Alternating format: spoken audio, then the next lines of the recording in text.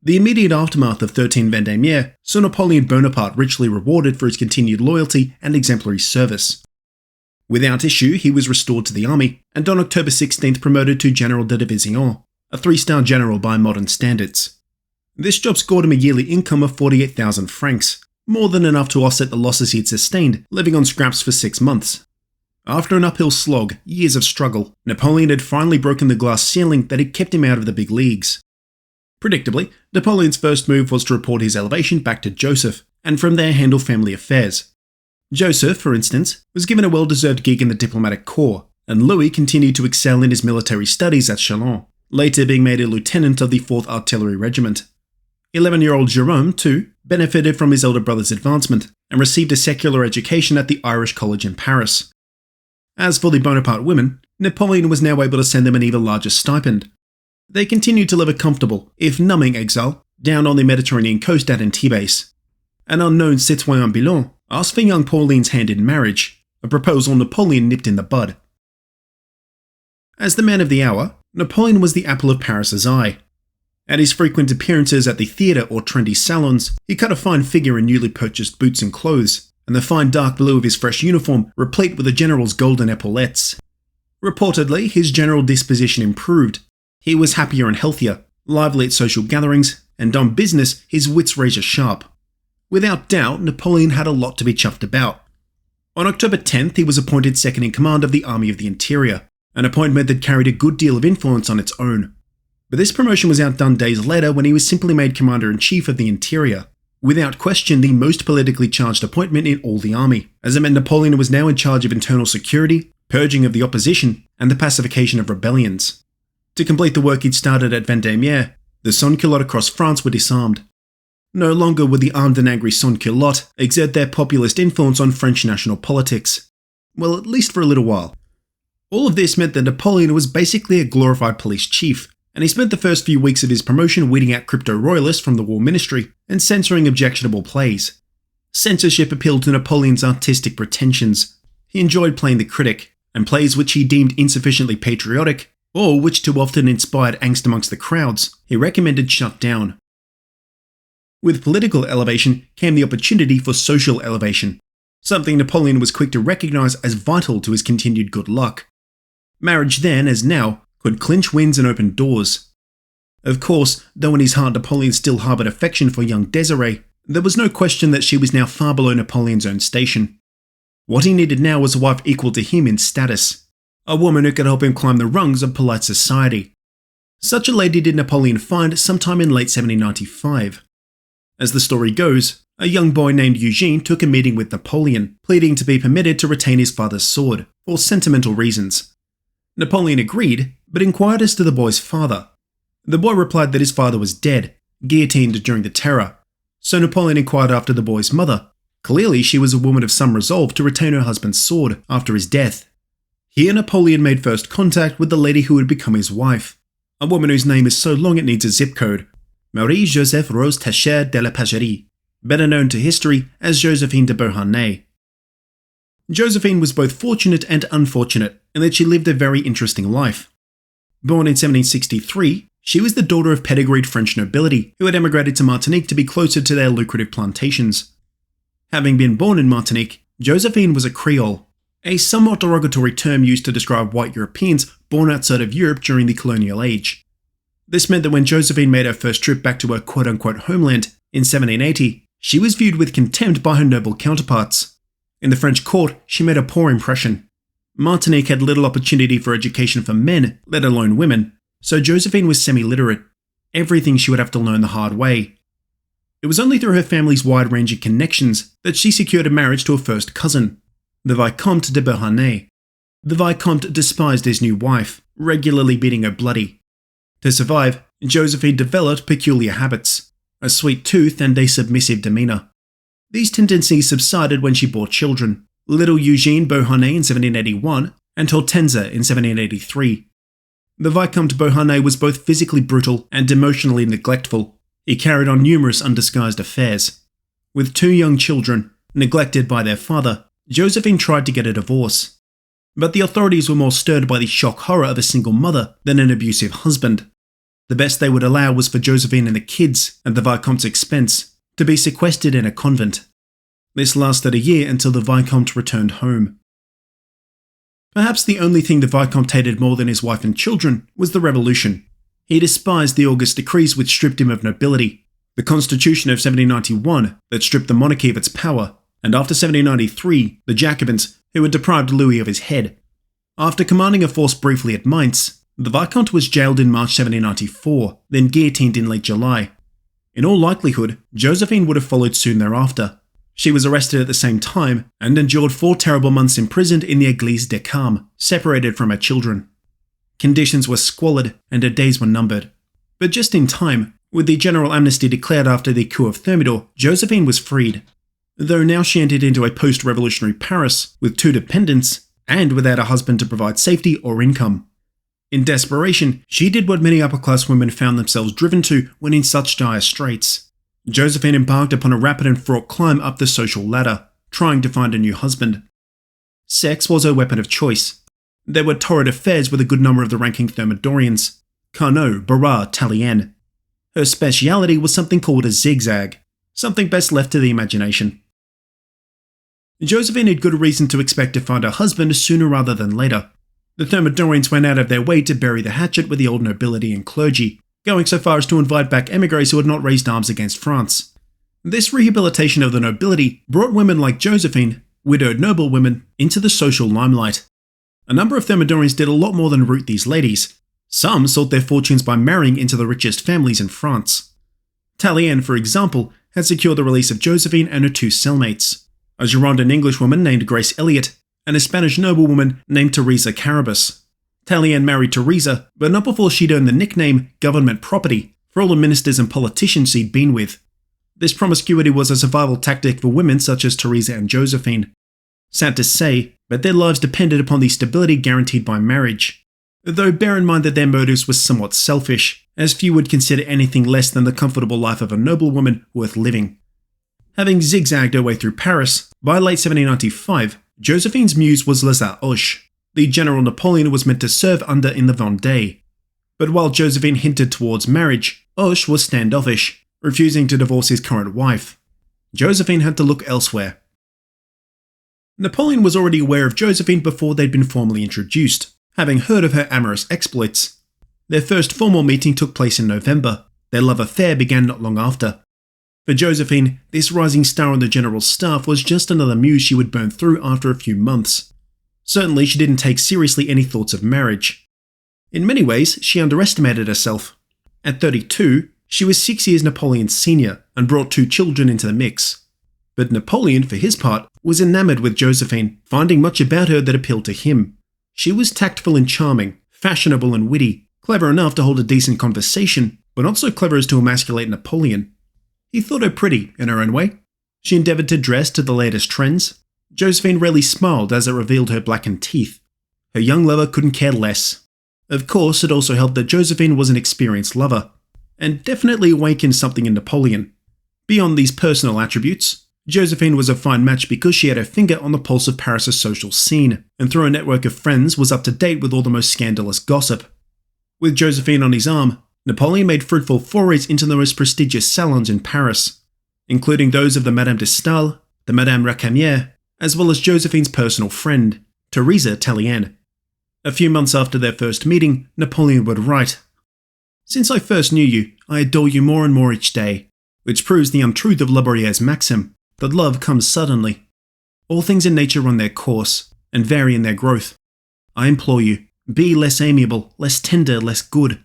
Above all, never be jealous, never weep. Your tears affect my reason and scorch my blood. Safe to say, Napoleon was deeply and profoundly in love. But as the above extract implies, it took a good while for this flower to bloom. Though Napoleon was set on Josephine from day one, she was not so sure. For all his skill, Napoleon was a social neophyte, and woefully out of his depth at parties and gatherings. His military manner meant that he was brusque and uncourteous, with women especially. Other men, more sociable men, Josephine sought for a better match. On the other hand, she was aging, her children lacked for prospects, and the Beauharnais were in the red, things Napoleon could remedy. Their love affair therefore endured several months, Josephine stringing Napoleon along, and Napoleon conducting a methodical siege of her emotional defences, his chief weapon being the saccharine love letter. By March of 1796, he was in.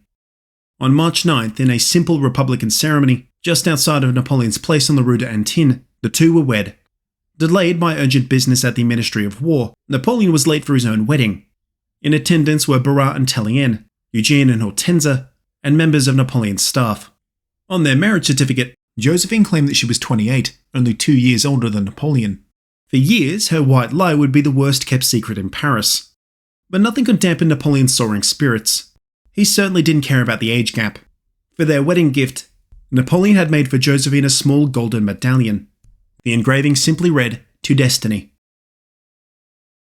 For Napoleon, his destiny lay in the fertile plains of Italy, a campaign that would see the Archduchy of Austria brought to its knees.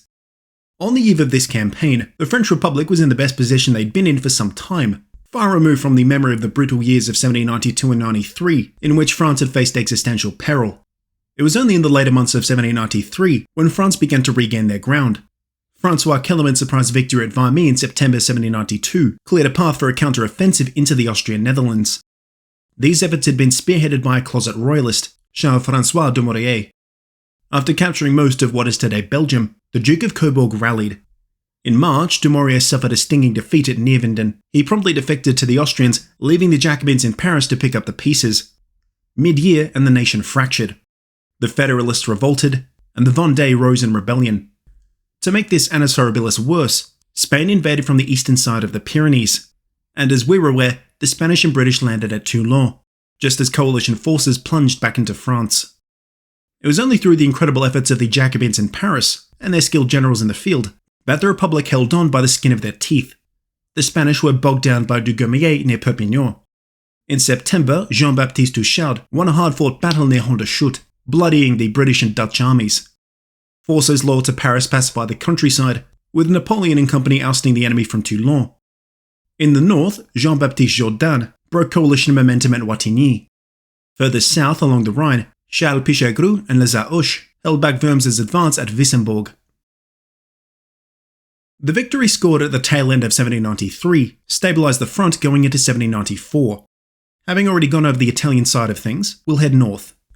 Lazare Carnot's levée en masse reached peak efficiency in early 1794, radically improving the effectiveness of the army and navy. The early revolutionary armies had been buoyed on patriotic airs. What they lacked in training and equipment, they made up for in enthusiasm. This had been enough at Valmy and Jemappes, but against the now fully arrayed coalition, with corps of hardened veterans, Carnot was fully aware that Élan was not enough. Given a free hand by public safety, Carnot worked tirelessly to fully reform the army. He succeeded in modernising supply and procurement, streamlining logistics, implementing conscription, and weeding out potentially disloyal officers. One of his most important successes was called the Amalgame, or the Amalgamation, which unified the previously separate volunteer and old guard forces into a single, cohesive, brigade-sized unit. There were hiccups, of course. Incompetents like Carteau and Rossignol were elevated beyond capacity, and the army suffered perennial shortages of supply, money, and food. And the amalgam was necessary but unpopular. Nonetheless, the benefits were manifest the moment the French resumed their offensive in mid-1794. General Dugommier, fresh from victory at Toulon, delivered the French another victory in the south. In a slugfest with the talented Count de la Union, Dugommier drove south into Catalonia. By year's end, he defeated Union at the Battle of Black Mountain. Poetically, both Union and Dugommier died in the fighting. Under Ignace Michaud, the Rhine frontier remained stable, with both sides digging in, the Prussians unwilling to recommit to a developing Austrian counteroffensive. In the event, this offensive was thwarted. Throughout May, stalwart French defence limited coalition gains to a salient around Valenciennes. With the enemy bottled up, Carnot implemented a plan from the Topographic Bureau to envelop the Valenciennes salient. The armies of the north and the Moselle were amalgamated as the Army of the Sambre et Meuse, with Jourdan, however reluctantly, in overall command. By mid-June, he'd succeeded in forcing a crossing of the Sambre. A daring coalition counter was rebuffed at Fleurus on June 26th. Already on the back foot since before the battle, Fleurus sent France's enemies scurrying for cover. The British and Austrians fell back in a rout, German auxiliaries deserted, and the Prussians were confirmed in their reluctance to commit anything more to a doomed cause. Peace was on their mind. Only the Dutch resisted, now facing invasion. Disunited and demoralised, the coalition made easy prey for Jourdan as he conquered his way through the lowlands. Brussels fell on July 10th, and the Valencian pocket was reduced by General Scherer. By the end of July, Liège was fully occupied by the French, as the British and Dutch prepared to hold the Meuse. Having advanced far from supply and needing to capture numerous towns and cities, the French dispersed. Jourdan invested Luxembourg right on the German border frontier, as Pichegru and Kléber breached the polders and crossed into Holland. By January of 1795, the United Provinces were defeated. Stadtholder William V evacuated along with the British. Dutch revolutionaries planted a liberty tree in Amsterdam, proclaiming the emergence of the Batavian Republic, just the first of many sister republics. In April, Prussia made peace with the Treaty of Basel. This development allowed the French to amalgamate the armies of the Moselle and the Rhine into the aptly named Army of the Rhine et Moselle. Pichegru was given the top job and worked in concert with Jourdan during the subsequent 1795 Rhine campaign. Despite losing the Prussians, Austrian defences were still formidable. Dagobert von Wurmser held Pichegru by the nose, and the Count von Clerfurt battled Jourdan. The French did manage to besiege the vital supply hub at Mainz, but their defeat in 1793 was recapitulated, and by late October, the French were retreating back across the Rhine. The offensive had been ambitious, and required huge reserves of men and material to even attempt, hence why, as we saw, the Italian theatre was neglected. Despite this defeat, the French closed out 1795 in a strong position. The kingdoms of Spain and Prussia were knocked out of the war, the British army had been all but destroyed, even if the Royal Navy remained, and Prime Minister William Pitt the Younger was still committed to the war. The Austrians were reeling, their allies in Italy tugging at their collars nervously. France thus entered into 1796 in an enviable strategic position. All attentions could be focused on knocking the Austrians out of the war.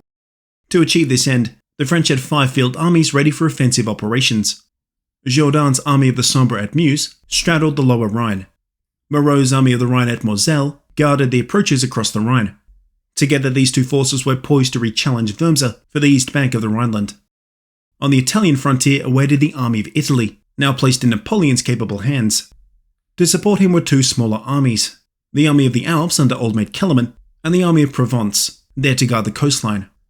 Lazare Carnot, as ever, was in charge of French strategy. No longer was he merely a de facto Minister of War. In November, he'd been selected as one of the 5 directors, alongside Barras. Working hand in glove with the Topographic Bureau, the 1796 offensive took shape. In January, Carnot designated the Rhineland frontier to be the main front. Italy was a secondary theatre. Jourdan would make another attempt to secure Mainz, and thereafter occupy Franconia. Moreau would occupy Mannheim and occupy Swabia. And to take Austrian attention away from the German frontier, Napoleon was ordered to launch an offensive into Italy. The exact details of this plan were heavily edited by Carnot. Initially, he intended for Napoleon to drive hard towards Milan, largely ignoring the heavy Piemontese presence on the contested Alpine border near Ceva. The idea was to keep the Piemontese army intact so that it could, it was hoped, be brought under the French umbrella. The Directory was convinced that should the French quickly bypass his army, King Victor Amadeus would accept peace, and then turn against the Austrians. Such a plan was fanciful at best. Napoleon was pleased that the directors accepted the need for a bold offensive, but less than pleased about these limitations. While still Commander-in-Chief for the Army of the Interior, Napoleon engaged in a spirited back and forth with the Ministry of War. These efforts were redoubled once he was actually given command of the Army of Italy. Only hours before his wedding, hence the delay, Napoleon had finally managed to browbeat the Ministry of War into accepting the need for a full conquest of Piedmont. Napoleon referred them to no less than 3 comprehensive overviews he'd made of the strategic picture in the region. Even so, as a young man, Napoleon's professional opinion might only have carried so far, if it weren't amplified by his allies and boosted by his own high office. In the end, last-minute revisions to his orders provided only a general outline for the campaign. Napoleon was to take Ceva, forcing the enemy to retreat to Turin, then take Turin and plunder Piedmont, then cross the Po, take Milan, defeat the Austrians, and capture the fortresses at Asti and Valenza. How Napoleon went about achieving these ends was up to him. Any on-the-ground modifications were acknowledged as being necessary. This wasn't quite carte blanche. Napoleon was only 26 and had never commanded an army directly. He was talented but ambitious, verging on arrogant. The dealings of the past 6 months had demonstrated that well enough. The Ministry of War was taking an incredible risk trusting Napoleon. Time would prove that trust well placed. Not 2 days after marrying Josephine, Napoleon was racing off to Italy, their honeymoon having lasted a wholly inadequate 2 days. Despite this all too brief escape from reality, Napoleon's spirits were soaring. On March 11th, he boarded a coach, along with Junot, who remained his secretary, and the Army of Italy's new ordinateur, or quartermaster, named Chauvet. Demonstrating just how cash-strapped France really was, the trio carried with them a chest containing a mere 40,000 francs, the allotment made for the entire Italian campaign. This amount was so ridiculously low, think maybe a few $1,000s, that it would scarcely cover the trip to the front. According to one almost certainly invented story extracted from his letters, Napoleon had Junot, a savvy gambler, play the money at the table to make ends meet.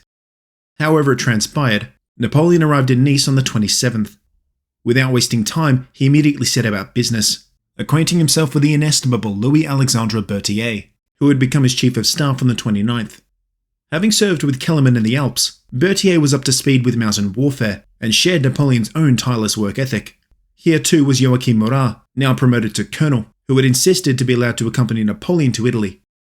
There was of course Junot, and by now Marmont had returned from Germany. Antonio Salicetti, now firmly in Napoleon's shadow, served as his agent on mission. An interesting addition was Lieutenant Louis Bonaparte, who accompanied his brother to Italy, serving as another aide-de-camp. Not long after arriving, Napoleon ordered Berthier to organize a meeting with the divisional commanders, who were then summoned to the command tent. For Pierre Augereau and André Messena, this was them reconnecting with their old colleague. Amédée Laharpe was a brave Swiss revolutionary, sporting an enviable moustache. He'd been a divisional commander in 1795 and likely met Napoleon then. Absent was the sickly Jean-Mathieu Serrurier, a tough veteran from the Royal Army, and Jean-Baptiste Menier, a recent transfer from the Army of the Rhine at Moselle. All 5 of the divisional commanders were grizzled veterans, Napoleon's senior by at least a few years, and not a little unsure that their new general wasn't a political appointee. Messena and Augereau could be sure that Napoleon was legit, and yet even Messena wondered. By way of a second-hand report, delivered in Stendhal's novel The Charterhouse of Parma, we get the quippy refrain that Napoleon, quote, won his reputation in a street riot, and his command in a marriage bed. That's unfair, of course, but doubts as to Napoleon's qualities were certainly present. Messena later recalled, "At first, we did not think much of him. His small size and puny face did not do him any favours. The portrait of his wife that he held in his hand and showed to everyone, his extreme youth, made us think that this posting was the product of intrigue." These worries seemed to be initially confirmed, as during introductions, Napoleon, as a happy newlywed, did in fact proudly show off the portrait of his new wife. One wonders how well Josephine's exploits were known to the commanders. But after the pleasantries, a switch was flicked. Napoleon was all business. In Messena's words, quote, he put on his general's hat and seemed to rise 2 feet. Napoleon's leadership style was direct. He listened attentively, absorbing every detail, demanding great detail. He inquired as to the exact dispositions of the troops, their readiness, their morale, their equipment. Despite themselves, the 3 commanders were impressed. Then Napoleon rolled out the plan, and they began to understand that this cocky kid was no mere political sop. He was the real deal. Napoleon's plan was the result of years of work, honed by his own experience.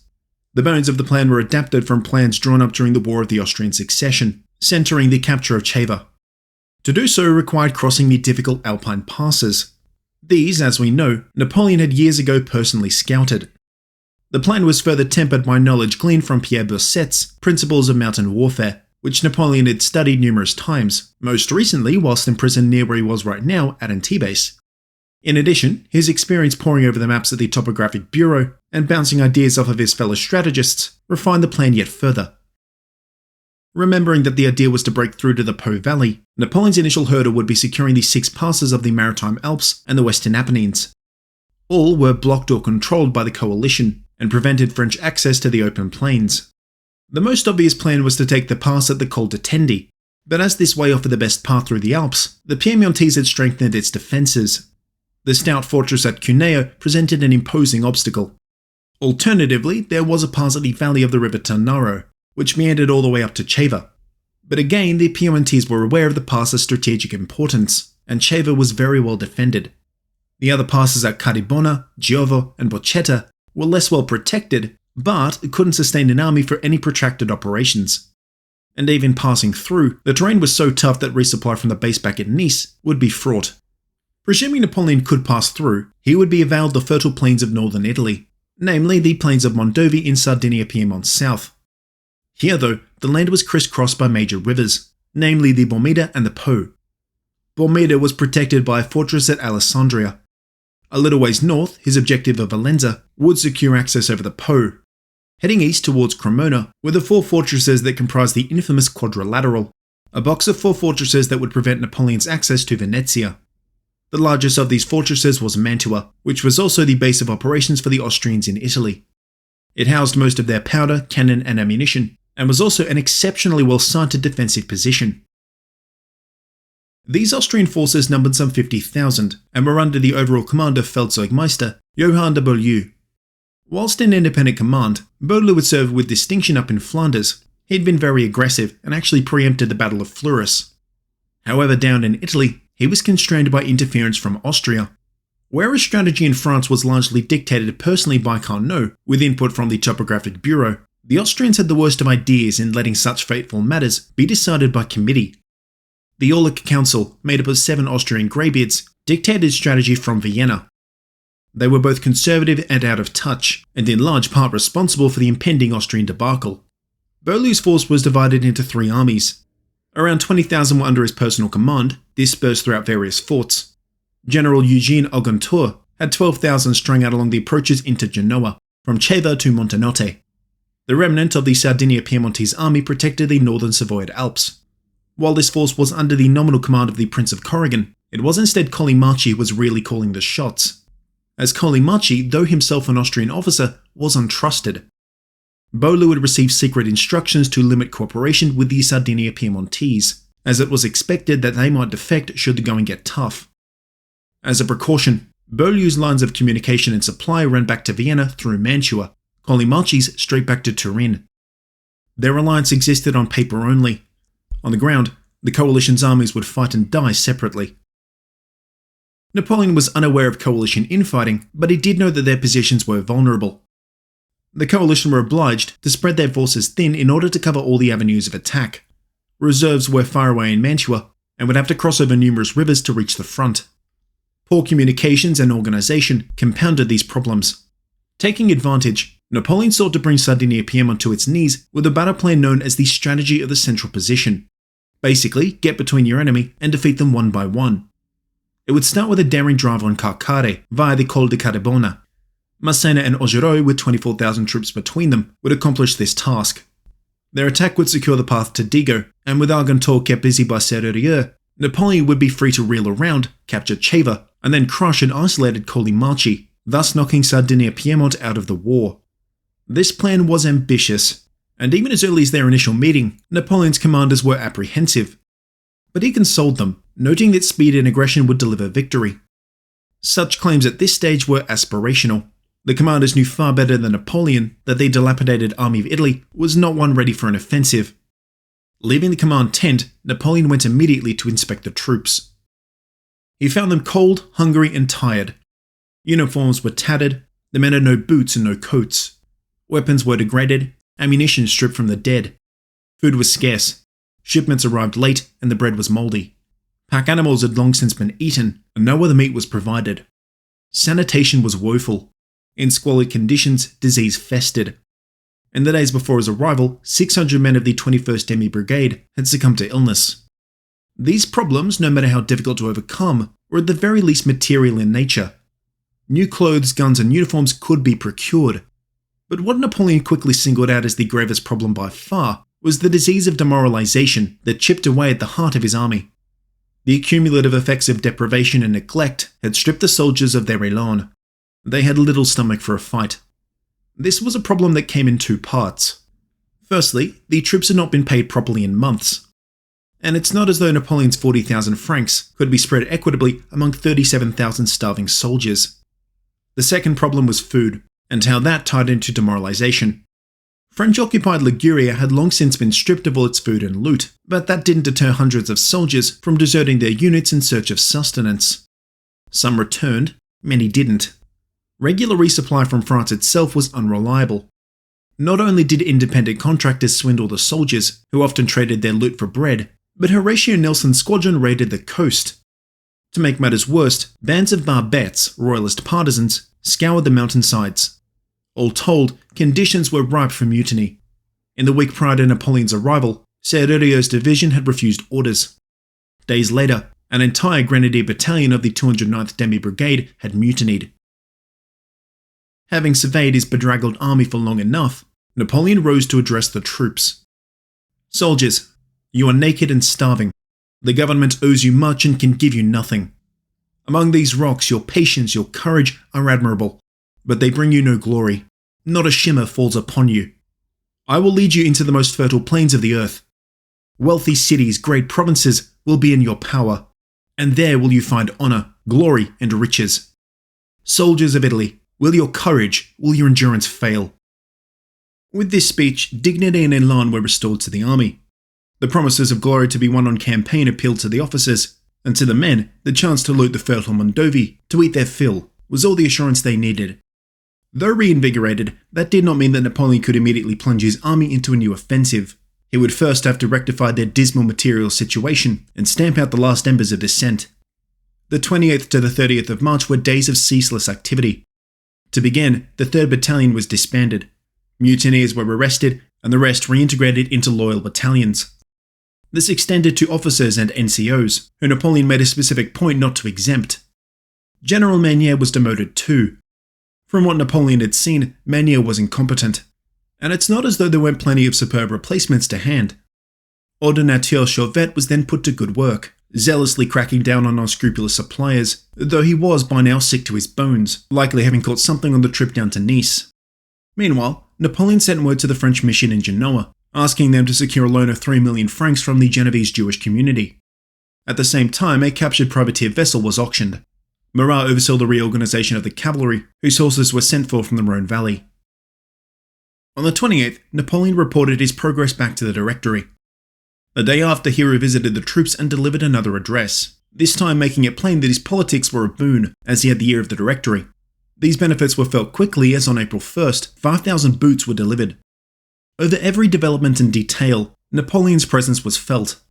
His tendency to micromanage reasserted, but such oversight was not at all amiss for such a deteriorated force, and to aid Napoleon in these efforts were, of course, his staff. There was no question that Berthier was the finest logistical mind in camp, possibly even Europe. He was able to keep a pace with Napoleon during long days of dictation. Many of Napoleon's orders were written by Berthier, who distilled them down and forced their implementation. Other subordinates, not a part of Napoleon's staff, were roused from indolence. An infectious energy seized the officer corps on the eve of the offensive. On April 2nd, Napoleon was confident that the offensive could begin soon. His headquarters were relocated from Nice to Albania. That very same day, word arrived from Genoa that Chauvet had died from fever. Napoleon was deeply saddened, and now deprived of a skilled logistician. There was no time to mourn, however, as Napoleon ordered the delivery of supplies and guns to the front line. Pack animals were few, so it was through sheer, back-breaking toil that the men carried equipment through narrow defiles and up steep mountains. This task was completed by the 5th, at which point Napoleon summoned his commanders. He announced that the attack would commence on the 15th, a deadline that did not comport with current arrangements. There was still a hell of a lot of work to do, and the commanders knew it. Nonetheless, Napoleon was adamant that it could be done. The next day, on the 6th, he again reported back to the Directory. "I have shifted to Albania. This movement has drawn the enemy out of winter quarters. They have moved their outpost up to Dego. The King of Sardinia displays much activity. The destitution of the army is alarming. I have many obstacles to surmount, but they are surmountable. The absolute misery of the army has broken its discipline, and without discipline, there can be no victories." Such a sober assessment of his army's deficiencies also included remarks on the army's numerical inferiority, and their resort to auctioning confiscated properties to pay the troops. It's hard to believe that this weakened army was to be the force that delivered Napoleon to destiny. His days were spent riding around, making preparations. Berthier's masterful work had largely solved the worst of supply shortfall. The commanders, the officers, and the men were eager to get into action. On the eve of the campaign, Napoleon penned another of his daily letters home to Josephine. "I am very busy," he wrote. "Beaulieu is moving his army. We are face to face. I am tired every day on horseback." Napoleon was right to suspect Beaulieu's activities. Fearing the brewing French offensive, the Aulic Council ordered a spoiling attack. Beaulieu sent Argentor forward with his 12,000-man division on April 10th, clashing with Brigadier General Cervoni around Voltri. Cervoni acquitted himself very well, delivering a backhanded blow as he withdrew. Still, the fact remained that Napoleon had been caught with his pants down. But he kept his cool, and correctly surmised that Argentor's advance along the coast roads now left Sardinia-Piedmont exposed, as the Austrians were committed to an offensive, and so unlikely to offer direct support. In other words, Napoleon's offensive was still a go. Confusion and disunity among the enemy also played into Napoleon's hands. Argentor received orders to advance on Savona a day late. He attacked on the afternoon of the 11th, but ran afoul of La Harpe's 9,000-strong division. La Harpe counterattacked the next morning, as Massena wrapped around Argentor's flank. In the smoke and haze, the Austrian force disintegrated, a complete rout by Napoleon's account. Argentor had only 700 men remaining when he retreated on the 13th. Subsequently, Massena seized the heights of Montenotte, capturing another 2,500 Austrians. As all of this was going on, Napoleon launched his offensive, seizing the initiative back from Beaulieu. Augereau's division set forth from Finale towards Carcare, but faced unexpected delays in difficult terrain. It was only late on the night that Carcare was secured, allowing Napoleon to relocate his headquarters to the front line. At this stage, Augereau's happy reports were flooding in, but Napoleon was still unsure if Argentor had actually been destroyed. The choice was now whether or not to pursue or crush Colli to the north, as per the original plan. Working hand in hand with Berthier, Napoleon chose to go with the original plan, a double envelopment of the Col de Cardebona. Augereau was given the left flank, the idea being to take Ceva by way of Cosseria. He advanced uphill on the morning of the 13th. Despite initial success, the French attack floundered along strong Piemontese entrenchments held by General Provera. Things went no better on the right flank. Massena secured favourable ground near Dego, but was unwilling to run into the teeth of a strong Austrian defence. Napoleon arrived on scene later in the day. He delayed Massena's attacks in hopes that Augereau would break through. Instead of the report of a breakthrough Napoleon needed, he received casualty reports. 900 killed and wounded on the breastworks at Cosseria Castle. The French situation was perilous. The attack had stalled almost immediately, leaving their forces exposed. Rather than tempt fate with a renewed attack on Cosseria, Napoleon instead had Augereau hold ground. Most of his division was peeled away and used to reinforce Massena on the night of the 13th, rainfall and dark hindering progress. Persevering, Massena launched his attack on Dego early on the 14th. The Battle of Second Dego was brief and decisive. 5,000 Austrians killed, wounded and captured, with 19 guns taken too. 5 battalions of reinforcements under General Vukasovic failed to arrive in time. In an official report, Napoleon singled out Marat for his exemplary service in pursuit of the routed enemy. 5 battalions of reinforcements under General Vukasovic failed to arrive in time. Before the French flag was raised above Dego, Napoleon had ordered a renewed attack upon Cosseria. In a fierce assault lasting all day, Provera was forced to admit defeat and surrendered the castle on the afternoon of the 15th. In the attack, the Brigadier General of the 39th Demi Brigade was killed. A bright and talented 27-year-old named Jean Lannes, Napoleon appointed as the new commander. Cosseria taken, there was now space for Serrurier and Augereau to push on Ceva. Their joint attack rolled up a dejected Colli Marchi, bottling him up in Ceva's fortress. However, Napoleon did not have the strength to outright assault Ceva. He lamented in a report, "The enemy are much stronger than we anticipated. They fight well and outnumber us in cavalry and artillery. I have not a single engineer officer to reconnoitre Ceva's defences, and must go there myself." On one such scouting mission, Napoleon received frenzied reports from Massena. General Vukasovic and his 5 battalions had counterattacked and retaken Dego, scattering Massena's division. Only the timely intervention of La Harpe rescued Massena and ejected Vukasovic from Dego. With the situation stabilised, Napoleon reorganised his forces, leaving La Harpe and Massena near Dego, while Augereau continued to assail Ceva. A hesitant Beaulieu was unwilling to risk further defeats, and so left the French uncontested. For 2 days, the French surrounded and bombarded Ceva, taking the fort on the morning of the 18th. However, under cover of darkness, most of the 13,000-strong Piemontese force had evacuated. They formed another defensive line on the river Tarnado, between Ceva and the Italian plains. On the 18th and the 19th, attempts to take this line failed. By then, ill discipline and lack of supply were crippling the French army. Their supplies had been largely expended, and the troops regularly broke ranks to loot.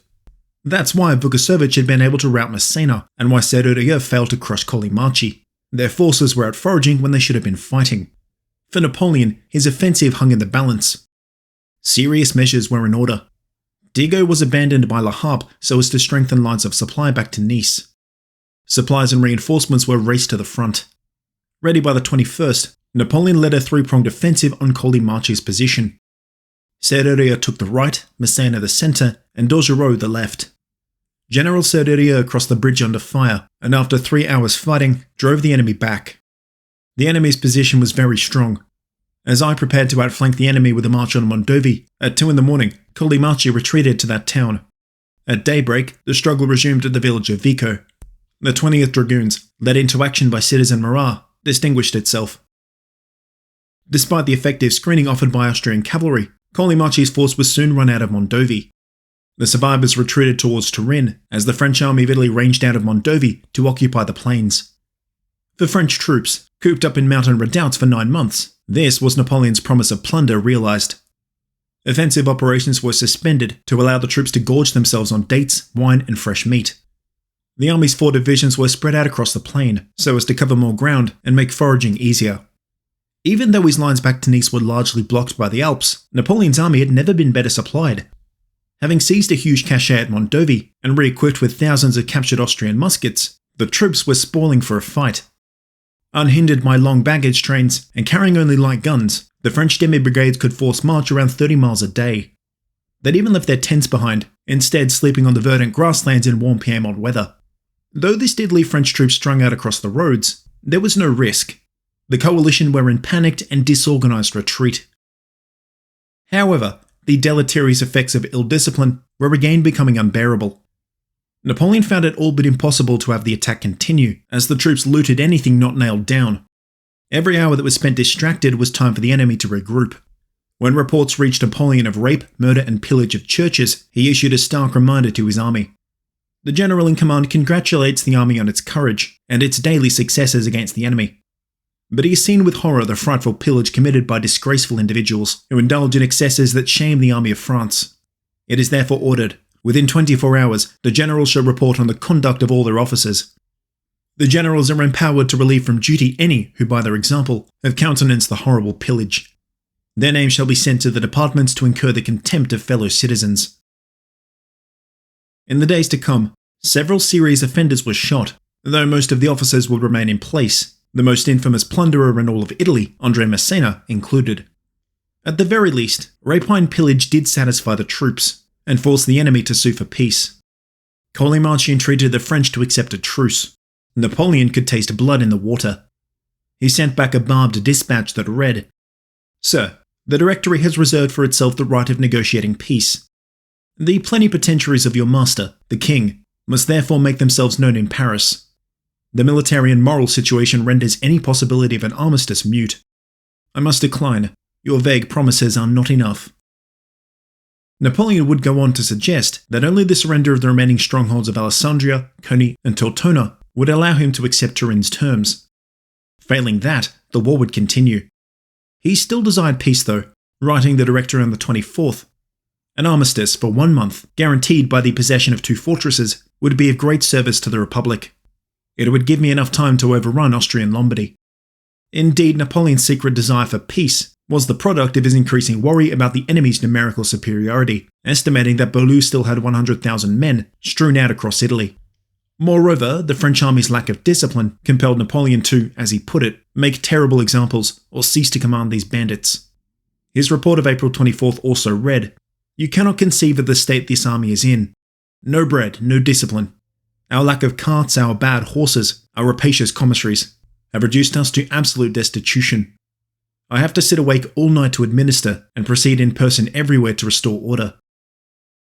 On the 25th, Massena secured Cherasco, and a few hours later, Alba fell. About 60 kilometers to the northwest of Alba, in the capital of Turin, King Victor Amadeus III was about to call it quits.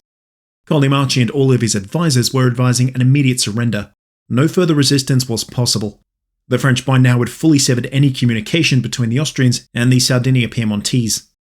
These disasters compelled the king to accept Napoleon's terms from the 23rd.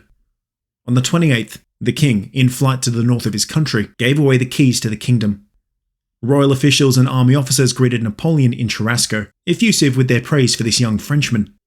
Napoleon returned this favour with his own compliments on a well-run retreat. As signatures were put to the Armistice of Cherasco, wine and pastries were shared. As per the lenient terms of the armistice, Cheva and Cuneo were surrendered and given French garrisons. Furthermore, there was inserted a secret clause permitting the French full freedom of access through Sardinia-Piedmont. Despite his protest that he was unauthorized to carry out on-the-ground diplomacy, Napoleon settled his peace without Parisian input. He had not been cagey about disparaging their orders to be lenient to Victor Amadeus, and there was the risk that this peace would be overturned. Still, Napoleon took the calculated risk, judging that Paris would not imperil a hard-won peace just to spite their wayward general. But just to be sure, Marat was sent back to the capital. Junot went with him, bearing 21 captured battle standards and valuable plunder. Salicetti went too, carrying the after-action reports. Among these reports were Napoleon's assurances that with the Piemontese fortresses in hand, France's Italian position was unassailable. I now move against Beaulieu. I shall seize Lombardy. Before a month has passed, I shall be in the mountains of the Tyrol. Should you continue to trust me and give my plans your approval, success is certain. Italy is yours. From the 26th to the 28th, the French systematically looted the countryside. Much of this loot was used to satisfy the army, but the rest was dutifully carted off to Paris. What Napoleon had managed to achieve only 10 days into his offensive, and just a month after taking command of the army, is nothing less than astounding. This had been the most dangerous phase of his campaign, breaking a numerically superior enemy ensconced in formidable defences. Quote, Hannibal has forced the Alps, as Napoleon himself exclaimed to his officers. His confidence disguised relief after days of deep despair as to their chances. Judging from Napoleon's tone in letters back to Josephine and reports to the Directory, this had been a close-run thing. On top of that, Napoleon was physically exhausted, his arse aching from hundreds of miles on horseback. He was known to go through half a dozen mounts a day as he raced around the front, conferring with subordinates, issuing orders. In this time, the army had endured great hardships. Estimates vary from around 3,000 to 6,000 killed and wounded, but their sacrifice had been worthwhile. Not only were the men now gorging themselves, but the kingdom of Sardinia-Piedmont had given up the fight. Throughout it all, Napoleon had kept his cool, never letting his composure slip. He was, quite literally, the rallying point for the army, an active and collected professional for the officers to emulate, a courageous and hard-working general the men respected. Napoleon had displayed incredible sang-froid, an excellent capacity for improvisation, masterful strategic handling, a penetrating assessment of his enemy's limitations, and it even flexed a hitherto unexercised muscle, that of the rousing speech. On the 26th, 2 days before the armistice, Napoleon gave another energizing speech to the men. Soldiers, in 15 days you have won 6 victories, captured 21 flags, 55 guns, several fortresses, conquered the richest lands of Piedmont. You have taken 15,000 prisoners, you have killed or wounded nearly 10,000 men. Until now, you have fought for barren rocks. Even lacking everything, you have accomplished everything. You have won battles without cannons, crossed rivers without bridges, force-marched without boots, bivouacked without brandy, and often without bread. Only the phalanx of the Republic, only you soldiers of liberty, could endure such hardships as you have suffered. But soldiers, you have really gained nothing, if there still lies a task unfinished. As yet, neither Milan nor Turin is yours. Our nation has the right to expect great things of you. Will you be worthy of her esteem? There are more battles before you, more cities to capture, more rivers to ford. You all burn to carry forward the glory of France, to dictate a glorious peace, and to be able, once you return home, to proclaim with pride, I belonged to the conquering army of Italy. Friends, that conquest, I promise you, shall be yours. But there is a condition you must swear to observe, to respect the people you are liberating, to reject horrible pillage. All plunderers shall be shot without mercy. And to the people of Italy, the French army is here to break your chains. You may greet it with confidence. These famous words were soon disseminated down through the ranks by means of company newsletters. The effect was electrifying. Morale was sky high as the army prepared to continue with their rapid offensive under General Napoleon's trusted hand. Before them lay the River Po. After that, Milan and the Quadrilateral. The campaign had begun auspiciously enough, but there was still the creme of the Austrian army standing between the French and their objectives. Victory was far from certain. Napoleon wasted no time. The offensive resumed on March 29th.